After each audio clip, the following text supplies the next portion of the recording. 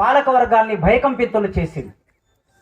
ఎప్పుడైనా సరే దేశాన్ని పరిపాలించే వాళ్ళు, నియంతృత్వ పరిపాలన అమలు చేయాలనుకున్న వాళ్ళు అనివార్యంగా ఆయుధాన్ని ఆశ్రయిస్తారు, అనివార్యంగా యుద్ధాన్ని ఆశ్రయిస్తారు, హింసని ఆశ్రయిస్తారు.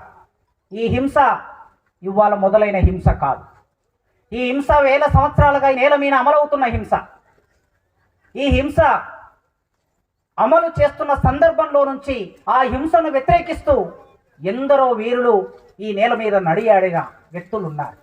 ఆ క్రమంలో ఒక జీతగాడిగా ఈ దేశానికి 1947 ఆగస్టు 15 స్వాతంత్రం వచ్చిందని చెప్తూ ఉన్నారు.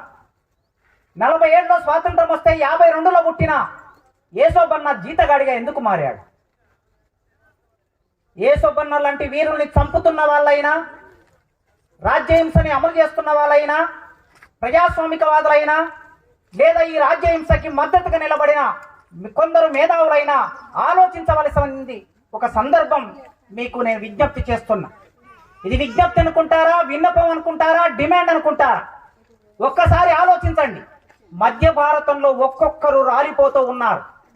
ఒక మనిషి తయారు కావడానికి, ఈ నేల మీద ఈ దేశానికి నాయకత్వం వహించడానికి, విస్తృతమైన జ్ఞానాన్ని పొందడానికి ఎంత సమయం పడుతుంది? 50 సంవత్సరాల క్రమంలో, ఉద్యమ క్రమంలో తయారైన వ్యక్తుల్ని పట్టుకొని ఒక్కొక్కరిని చంపేస్తూ ఉన్నారు. మధ్య భారతంలో ఒరిగిపోతూ ఉంటే, తెలంగాణ నేల మీద ఒరిగిపోతూ ఉంటే, ఒక 10 కోట్ల మంది ఉండే ఆదివాసుల మధ్య పోరాటం చేస్తూ ఉంటే, ఈ దేశమంతా 140 కోట్ల జనాభా ఉన్న దేశం ఏం చేస్తుంది? పౌర సమాజం ఏం చేస్తుంది?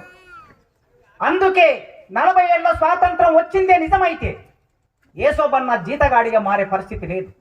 మాదియ కులంలో పుట్టిన యేసోబన్న ఊరికి దూరంగా ఉండవలసిన అవసరం ఎందుకు వచ్చింది?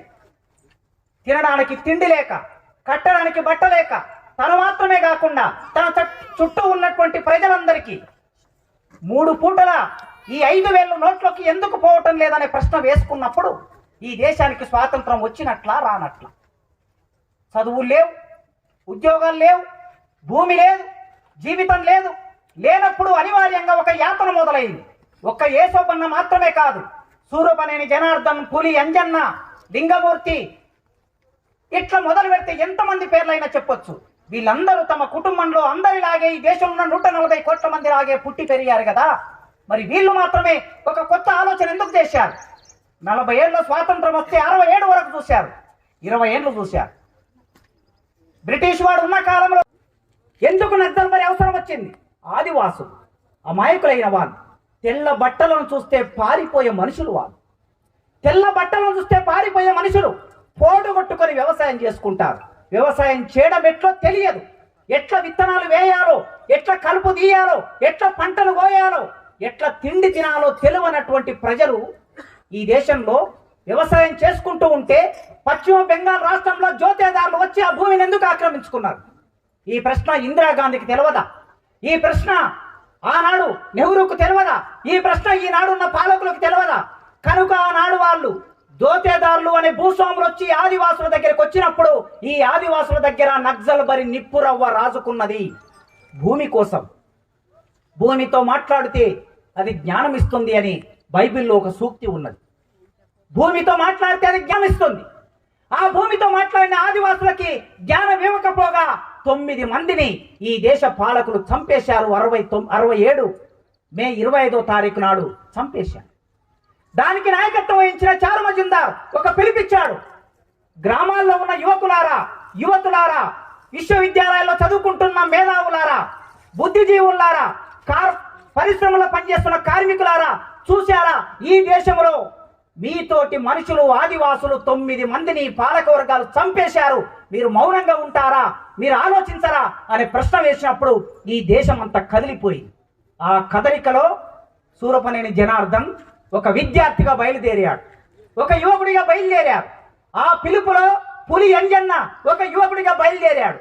ఆ పిలుపులో బయలుదేరిన వాళ్ళు టేకులగూడెనికి చేరుకున్నారు.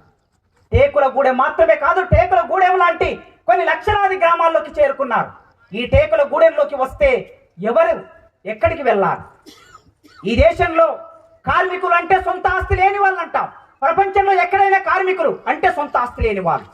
2 చేతులు తప్ప కంపెనీలోకి వెళ్ళి పని చేసే ఒక నట్టు గాని ఒక పాన గాని ఏది కూడా తమది కాని మనుషులు కార్మికులు.